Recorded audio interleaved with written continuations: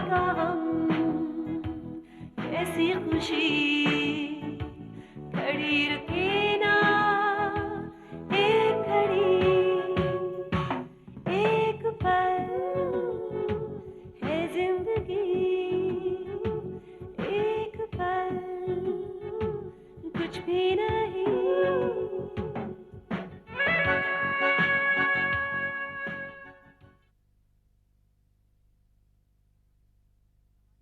और जो समाज हम पर दबाव डालेगा वो, हम क्या उसकी प्रेगनेंसी को छुपा सकेंगे? Please Nishi, please try to understand.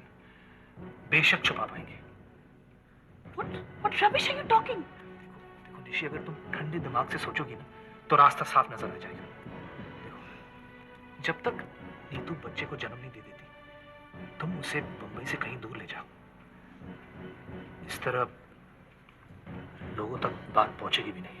Neetu तुम दोनों में से किसके साथ है? नीतू मेरे साथ है। She is the mother of my child. What? Bobby ठीक कह रहे। नीतू के कोख में बॉबी का बच्चा है। कल पुलिस का छापा पड़ा था अपने ऊपर, माल जब्त हुआ है। अब केस सुलटाने के लिए जेबें भरनी पड़ेगी, समझे? डरो मत, तुम्हारा पैसा अच्छे काम में ही लगेगा। मैं वादा नहीं करता, पर कोशिश जरूर करूंगा। वादा कर, कोशिश का झांसा मत दे। मेरे पूरे वक्त में जो काम नहीं आएगा मैं उसका बहुत पूरा करता हूँ, समझे? फिलहाल मेरी समझ में बस इतना आ रहा है कि आपने हमदर्दी का हाथ मेरी तरफ बढ़ाया है, सिर्फ रोनी नहीं। ये मेरे लिए डूबते को तिनके का सहारा है। अब आप जो भी करेंगे मेहरबानी होगी। दोस्त के भेष में दुश्मनी निभाने का नया तरीका ढूंढा तुमने। तुम जेल से बाहर आ जाओ, उसके बाद हम दोस्ती दुश्मनी की बातें करेंगे। फिलहाल तुम्हारे केस के बारे में बात करते हैं, क्योंकि तुम्हारा केस मैं लड़ रही हूं।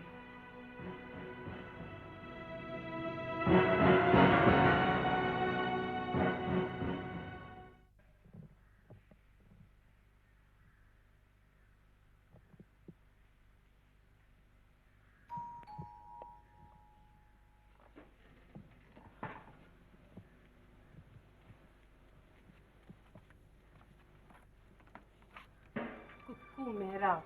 हाय देविका। इस शहर में कौन सी हवा चली जो तुम्हें मेरे यहाँ तक ले आई? अब शहर में कुछ रईसों से मिलने का मूड किया तो सबसे पहले तुम्हारा ख्याल है। वाह देविका वाह, तुम्हारी शान और शौकत तो रियली दिस इज फैब्युलस। दौलत तो बहुत लोगों के पास होती है, मगर दौलतमंद बहुत कम होते हैं। तुम्हारी रईसी लगती है। और देविका, तुम्हारी तकदीर ने भी देखते देखते मेरी आंखों के सामने क्या पलटा लिया है। Really you are very fortunate. हो गया नाटक खत्म? कितनी रिहर्सल करनी पड़ी जो आज शो करने चले आए? What do you mean, Devika? मैं तो दिल से तारीफ कर रहा था। दिल जलों को दिल के बहकावे में मत लाओ, समझे? Devika, I swear that... Shut up! झांसा देना है तो मल्होत्रा इंडस्ट्री का रास्ता नापो। वैसे भी तुम जैसे लोगों के लिए मेरे पास वक्त नहीं है। अब आ ही गए हो तो मतलब की बात करो और खिसको यहाँ से। मौन व्रत धारण करना है तो किसी मंदिर में जाके बैठ जाइए प्लीज। मैं बहुत परेशानी में हूँ। अब आए ना सही लाइन पे, बोलो सुन रही हूँ। मेरे बहुत खराब हालत है। आज तक किसी से नहीं कहा, तुमसे कह रहा हूं कि मैत्री बहुत ही बेरहम और पत्थर दिल औरत है। मेरा रुपया पर तो उसने कब्जा कर लिया, और जब पैसे मांगता हूं तो इनकार कर देती है।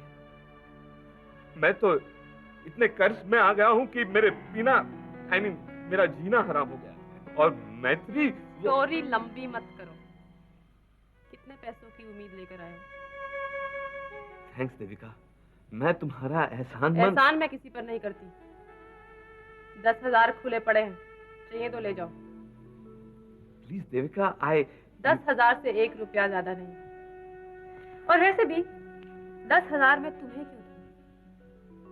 वो तो मेहराज और मल्होत्रा पर एहसान करने में कुछ खास मजा आता है, इसीलिए दे रहे हैं। चाहिए? ठीक है, 10,000 ही दे दो।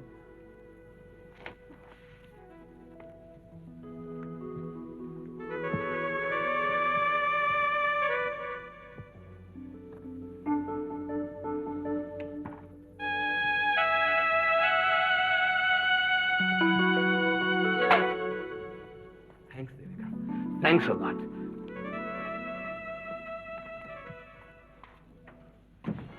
तुम मेरा केस लड़ोगी? मेरी कही गई बात चाहे औरत की आवाज में हो या आदमी की, तुमने सही दोहराया।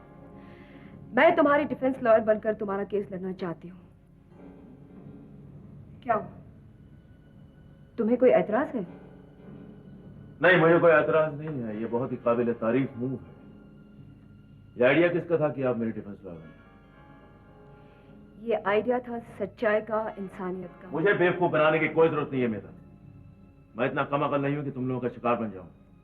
करण, मेधा की बात तो सुनो। अरे ये ऋषभ का सारा पड़ा हुआ पाठ है। मुझे बर्बाद करने के लिए कोई भी चाल चलेगा। वो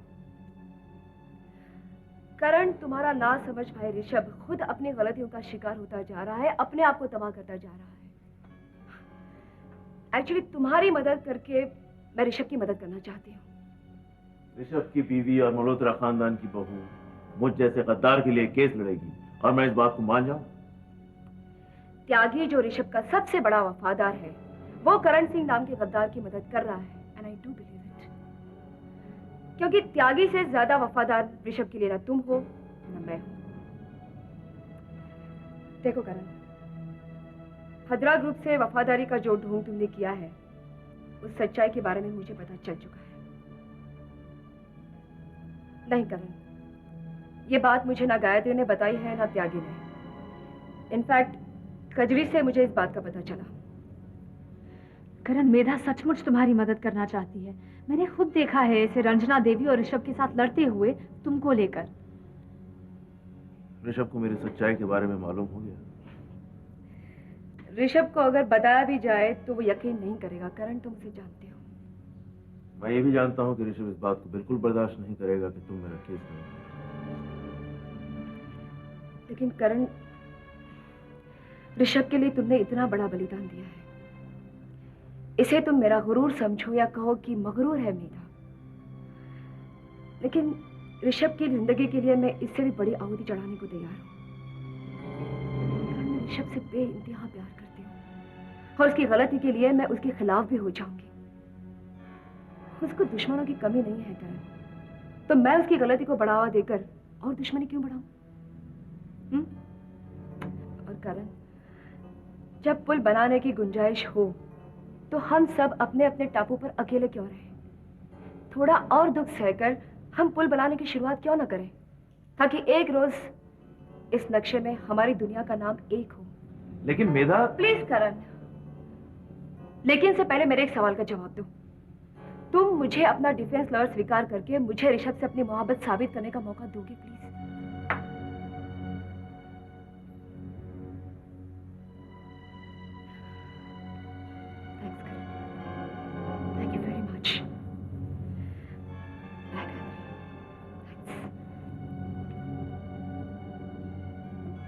करण, एडवोकेट मेधा मल्होत्रा अगर तुम्हारा केस लड़ रही है, there is no way you can lose. मुझे इस बात का डर है गायत्री कि अब मेधा और ऋषभ का साथ कितना चल पाएगा।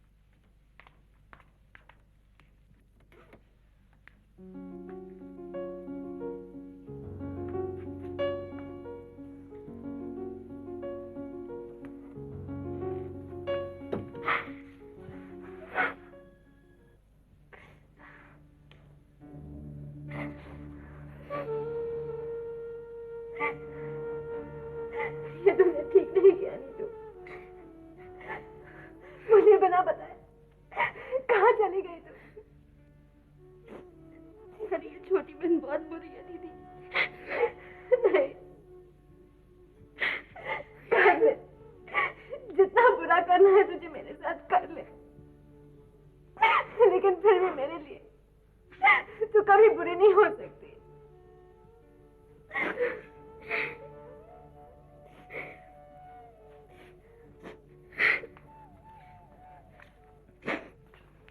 नीतू,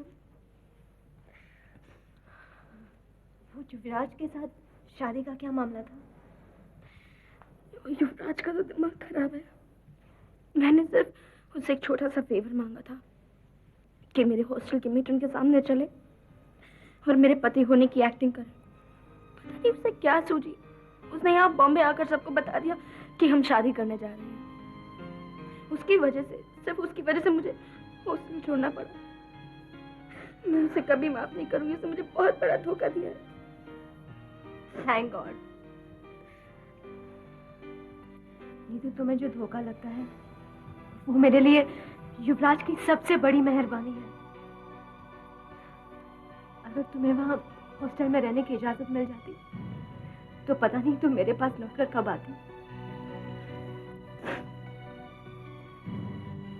वो भी आया था वहां।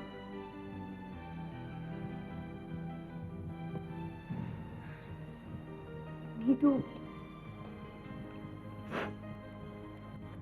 बॉबी ही जिम्मेदार है ना? नहीं बच्चे, बस अब और नहीं। नीतू, तुम युवराज के साथ,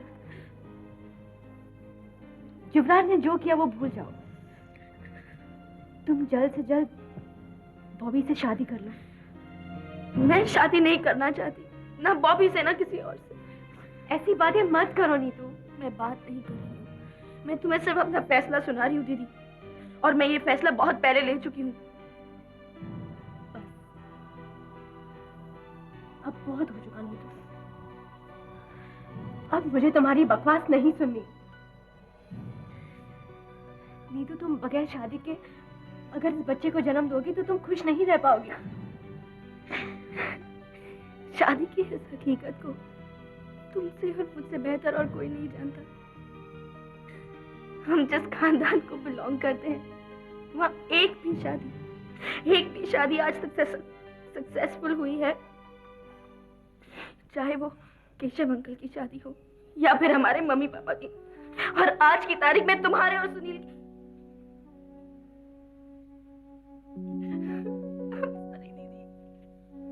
I'm really sorry.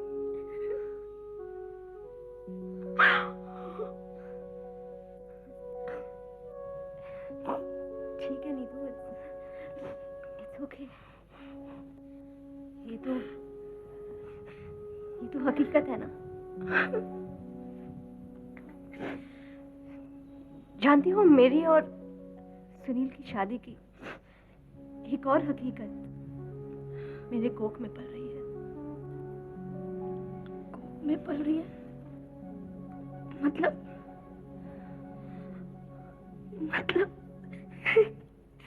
तुम भी प्रेग्नेंट हो?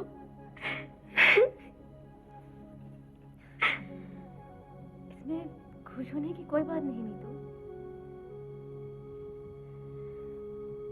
जानती हो, एक औरत के लिए सबसे ज्यादा खुशी की बात कौन सी होती है?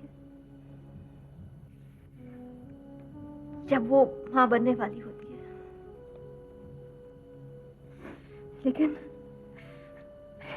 लेकिन मेरे नसीब में ये सुख है ही नहीं। मैं रत्ती पर भी खुश नहीं हूं। इस घर का माहौल इतना डरावना है। इस घर में प्यार का नामो निशान तक नहीं। सिर्फ कड़वाहट है, सिर्फ नफरत है इस घर में।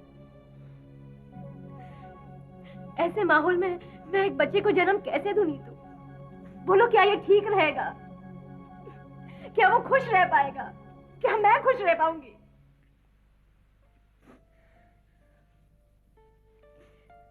कभी कभी बड़ा दिल करता है कि ये सब पीछे छोड़कर कहीं भाग जाओ, चली जाओ यहां से। लेकिन नीतू, पैरों को दिशा ही नहीं सूझती कि कहाँ जाए, किसके पास जाए। मामा पापा के पास, मामा पापा के पास जाकर मैं बोझ नहीं बनना चाहती। हाँ दीदी, जिस दिन मुझे भी लगा कि मैं मम्मी पर बोझ बन रही हूँ, उनके लिए एक प्रॉब्लम हूँ, मैं भी बिना किसी को बताए सब कुछ छोड़कर चली जाऊंगी। और जिस नई जिंदगी को मैं जन्म देने वाली हूँ, अगर मैं उसे अपनी इस पिछली जिंदगी से दूर ही रखूं, अपनी पिछली जिंदगी की परछाई ना पड़ने दूं, तो मुझे ये यकीन है कि मेरी ये नई जिंदगी बहुत खुशहाल होगी।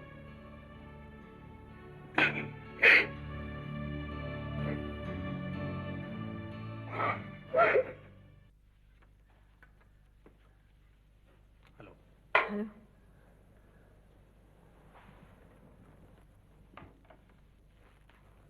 मैं सिल्वर स्ट्रीट गया था तुमसे मिलने, लेकिन वहां ताला लगा था। सोचा मैं काफी वक्त से सिल्वर स्ट्रीट बंद था, तो कुछ रेनोवेशन की जरूरत थी। मैंने सोचा पहले वो करवा कर फिर शिफ्ट किया जाए। हाँ। और बताओ। कुछ नहीं, तुम बताओ। शैतलाना, बहामास के हॉस्पिटल में मुझे एक अच्छा जॉब ऑफर हो रहा है। अच्छे पैसे, अच्छी फैसिलिटीज हैं। मैंने तय किया कि कुछ सालों के लिए मैं ये जॉब ले लूं। That's very good news. बहुत खुशी हुई है सुनकर। खुशी हुई या मुझसे छुटकारा मिल रहा है इसलिए? तुम्हारे इस सवाल का जवाब देना बेकार है सूरज। अपने दिमाग से जो समझ में आता है समझ लो। अरे मैं मजाक कर रहा था। चलो तो फिर ये रहा कि आजकल मुझे तुम्हारी मजाक समझ में नहीं आती। नहीं, दिक्कत तुम्हारे समझने में नहीं है। दरअसल मेरा सेंस ऑफ ह्यूमर ही गड़बड़ हो रहा है। छोड़ो ना ये बातें सूरज। आजकल हम एक साथ बैठकर या एक दूसरे की खामियां गिनवाते हैं या अपनी। Anyway, congratulation. तो मुझे अपने दिल से ये मुबारकबाद देना चाहती हो? बेशक। तो शैतलाना मेरे साथ चलो, वहां मेरा जन्म मुबारक हो जाएगा। अपनी सारी परेशानियां, दुख, दर्द, मिसअंडरस्टैंडिंग्स यहाँ छोड़कर वहां बहामास चलते हैं। देखो, ये जिंदगी हमें ये मौका खुद दे रही है। सौरभ, मैंने अपनी मम्मी को समझा दिया है। उन्हें अब हमारी शादी से कोई एतराज नहीं है। चलो मेरे साथ। सौरभ, मैं मुझे तुम्हारा फैसला आज नहीं सुनना। अभी तुम सोचो। हफ्ते भर के बाद मैं आकर तुमसे तुम्हारा जवाब पूछ लूंगा। सौरभ, हफ्ते भर बाद? अभी कुछ मत बोलो। कम से कम इस उम्मीद के सहारे तो जीने दो कि एक हफ्ते के बाद शायद तुम हाँ कह दो। प्लीज, मैं चलता हूं।